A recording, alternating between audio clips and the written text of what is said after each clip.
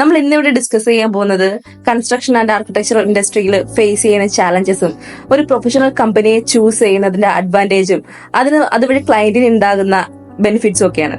എന്തുകൊണ്ടാണ് വീട് നിർമ്മിക്കുമ്പോൾ ഒരു പ്രൊഫഷണൽ കമ്പനിയെ തന്നെ ചൂസ് ചെയ്യണം എന്ന് പറയുന്നത്? അതിന്റെ അഡ്വാൻറ്റേജസ് എന്തൊക്കെയാണ്? നമ്മൾ വീട് വെക്കുന്നത് ഏതൊരു ക്ലയന്റിന്റെ ഒരു സ്വപ്നമാണ്. അതുപോലെ തന്നെ വീടെന്ന് പറയുന്നത് ഒരു ലോ സ്കെയിൽ പ്രൊഡക്റ്റ് അല്ല, അതൊരു പ്രീമിയം പ്രൊഡക്റ്റ് ആണ്. ഏതൊരു ക്ലയന്റിനായാലും ആരുടെ ആണെങ്കിലും അത് അവരുടെ ഒരു സ്വപ്നമാണ്. സോ അതുകൊണ്ട് തന്നെ വീട് ഡിസൈൻ ചെയ്ത് കൺസ്ട്രക്ട് ചെയ്യുന്നത്, ചൂസ് ചെയ്യുന്നതിന് വളരെയധികം ഇമ്പോർട്ടൻസ് നമ്മൾ എടുക്കേണ്ടതായുണ്ട്. ഓക്കെ, നമ്മുടെ നിയർബായിട്ട് ആയിട്ടുള്ളൊരു കൺസ്ട്രക്ഷൻ കമ്പനി, ഒരു കോൺട്രാക്ടറെ നമ്മൾ ചൂസ് ചെയ്യായിരിക്കും മിക്കവാറും ചെയ്യുന്നത്. സോ അങ്ങനെ ചെയ്യുമ്പോൾ എന്താ തെറ്റെന്ന് ചോദിച്ചു കഴിഞ്ഞാൽ തെറ്റൊന്നുമില്ല. പക്ഷെ നമ്മൾ നല്ലൊരു പ്രൊഡക്റ്റ് ചെയ്യണമെന്നുണ്ടെങ്കിൽ അത് വളരെ ഇംപ്രവൈസ് ചെയ്തിട്ടായിരിക്കും ഏതൊരു കാര്യത്തിലോട്ട് നമ്മൾ അപ്രോച്ച് ചെയ്യുന്നത്. സോ അതുപോലെ തന്നെ നമുക്ക് ഓരോ കാര്യത്തിലും ചില പ്രൊഫഷണൽ അപ്രോച്ചസ് ഉണ്ട്. സോ അതിന്റെ ഇമ്പാക്റ്റ് ആ ഒരു ഡിസൈനിലാണെങ്കിലും ആ ഒരു കൺസ്ട്രക്ഷനിലാണെങ്കിലും ആ ടൈം ടു ടൈം അതിന്റെ അഡ്വാൻറ്റേജ് നമുക്ക് കിട്ടും. അതാണ് അതിന്റെ ഒരു ബേസിക് മേജർ അഡ്വാൻറ്റേജ്. നമ്മളിപ്പോൾ ഒരു പ്രൊഫഷണൽ കമ്പനിയെ അപ്രോച്ച് ചെയ്യണം. അവരൊരു ഡിസൈൻ എന്നുള്ള രീതിയിൽ മാത്രമല്ല ഒരു വീടിനെ കാണുന്നത്.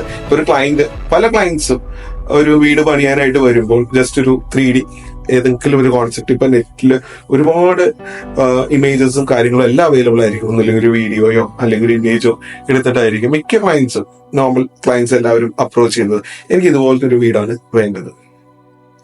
നമുക്ക് ബേസിക്കലി നമ്മൾ അത് ശ്രദ്ധിക്കുമ്പോൾ ആ ഒരു വീട് ആ ഒരു പ്ലോട്ടിന് വേണ്ടിയിട്ടായിരിക്കും ആ ഒരു ഡിസൈനർ ശരിക്കും ഡിസൈൻ ചെയ്തിരിക്കുന്നത്.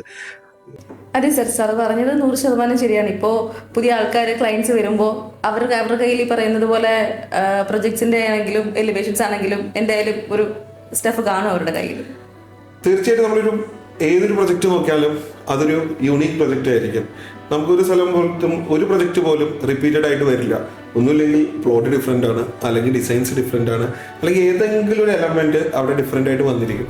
സോ അതുകൊണ്ട് തന്നെ നമുക്ക് എപ്പോഴും പറയാം ഓരോ പ്ലോട്ടിന് അതിൻ്റെതായിട്ടുള്ള ഒരു യൂണീക് ഡിസൈൻസ് തന്നെ വേണം. ഇപ്പൊ ഒരു ഡിസൈനർ ഒരു മൈൻഡില് ഒരു ഡിസൈൻ കോൺസെപ്റ്റ് മൈൻഡിൽ വെച്ചിട്ടുണ്ടാവും. സോ അത് ക്ലയന്റിനോട് പ്രോപ്പറായിട്ട് തന്നെ നമ്മൾ കമ്മ്യൂണിക്കേറ്റ് ചെയ്യണം. ക്ലയന്റിന്റെ മനസ്സിലും ഇതുപോലെ തന്നെ നമ്മുടെ വീടിനെ പറ്റിയിട്ട് എവിടെയോ എന്തോ ചില ഇമേജസ് ഉണ്ടാവും. ഏത് ക്ലയന്റ് ആണെങ്കിലും ഇപ്പൊ ചില ക്ലയൻസ് പറയും നമുക്ക് അങ്ങനെ ഒന്നുമില്ല, നിങ്ങൾ ഡിസൈൻ ചെയ്തോളൂ എന്ന് പറയും. പക്ഷെ അങ്ങനെയല്ല, ഏതൊരു ക്ലയന്റ് ആയാലും അവരുടെ മനസ്സിൽ ചില എലമെന്റ്സ് സ്ട്രൈക്ക് ചെയ്ത് കിടക്കണ്ടാവും. അപ്പൊ അത് നമ്മൾ പ്രോപ്പറായിട്ട് കമ്മ്യൂണിക്കേറ്റ് ചെയ്ത് അണ്ടർസ്റ്റാൻഡ് ചെയ്തതിന് ശേഷം ഒരു കോൺസെപ്റ്റിലോട്ട് എത്തിച്ചേരുക. ഈ പറഞ്ഞ എലിവേഷൻ ആയാലും പ്ലാൻ ആയാലും. സോ അതിനുശേഷം നമ്മൾ അടുത്ത മേജർ ചലഞ്ച് എന്ന് പറഞ്ഞു കഴിഞ്ഞാൽ ഇതിന്റെ ഒരു ബഡ്ജറ്റും കാര്യങ്ങളും. അതും കഴിഞ്ഞ് നമ്മൾ അടുത്ത എക്സിക്യൂഷൻ സ്റ്റേജിലോട്ട് വരുമ്പോൾ ഞാനും അല്ലെങ്കിൽ ഒരു ഡിസൈനറും ഒരു ക്ലയന്റും ഉദ്ദേശിച്ചത് തന്നെയായിരിക്കണം അവിടെ എക്സിക്യൂട്ട് ചെയ്യാൻ. സോ ഇവിടെ കമ്മ്യൂണിക്കേഷൻ എന്ന് പറഞ്ഞാൽ വളരെ ഫാക്ടറാണ്. സോ നമ്മൾ പ്രോപ്പറായിട്ട് നടന്നെങ്കിൽ മാത്രമേ റിസൾട്ട് നമുക്ക് പ്രോപ്പറായിട്ട് അതുപോലെ കിട്ടത്തുള്ളൂ.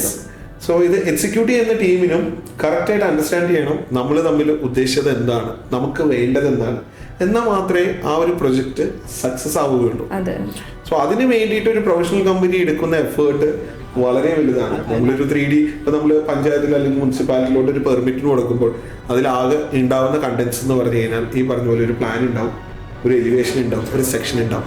ഈ 3 കാര്യങ്ങൾ കൊണ്ട് ഒരു വീട് പൂർത്തിയാവോ? ഇല്ല, ഒരിക്കലും ഇല്ല. ഇതിനൊരു സെറ്റ് ഓഫ് വർക്കിംഗ് ഡ്രോയിങ്സ് വേണം. ഈ വർക്കിംഗ് ഡ്രോയിങ്സിൽ തന്നെ പല കാര്യങ്ങൾ, ഈവൻ മൈന്യൂട്ട് ഡീറ്റെയിൽസ് വരെ റിഫ്ലക്റ്റ് ചെയ്യണം. സോ അത്രയും ഡീറ്റെയിൽ ആയിട്ട് നമ്മൾ കൊടുത്താൽ മാത്രമേ ഈ എക്സിക്യൂട്ട് ചെയ്യുന്ന ടീമിന് കറക്റ്റായിട്ട് മനസ്സിലാകുകയുള്ളൂ നമ്മൾ എങ്ങനെയാ ചെയ്യേണ്ടതെന്നും എവിടെ എപ്പോൾ എന്ത് ചെയ്യണം എന്നുള്ളത്.